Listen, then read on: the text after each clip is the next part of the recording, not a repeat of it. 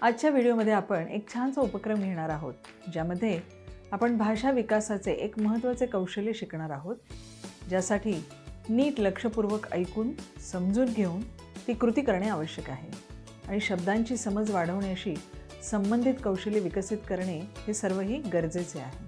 या उपक्रमासाठी आपल्याला कागदापासून बनवलेली एका टोपीची आवश्यकता असेल।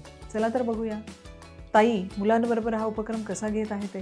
ताई आणि मुले अर्धगोलात बसतात आणि ताईने विचारल्याप्रमाणे मुले एक नवीन खेळ खेळायला उत्सुकही दिसतात।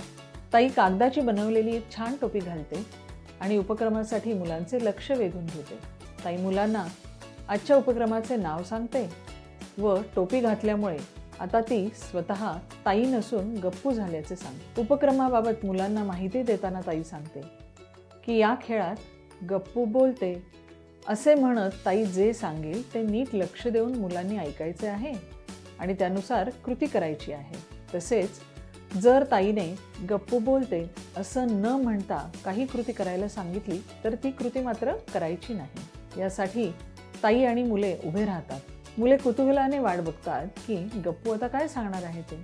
गप्पू बोलते गप्पू बोलते गप्पू बोलते टाळ्या वाजवा असे म्हणत सर्वप्रथम ताई मुलांना साधी कृती करायला सांगते। मुले पटकन तसे करतात। नंतर गप्पू वेगवेगळ्या सूचना मुलांना देते, जसे की कान खाजवा, आपल्या गुडघ्यांना हात लावा वगैरे। एखादी कृती गप्पू बोलते असे न म्हणता करायला सांगते, जसे की आपल्या जागेवर गोल फिरा।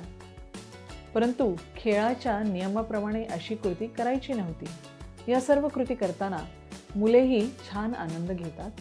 आहे ना हा उपक्रम मजेदार आणि सोपा पण? खेळ अधिक मनोरंजक बनवण्यासाठी तुम्ही मुलांनाही स्वतः गप्पू बनून सूचना देण्यास सांगू शकता। पुन्हा भेटू एका नवीन उपक्रमासह एका नवीन व्हिडिओमध्ये। धन्यवाद।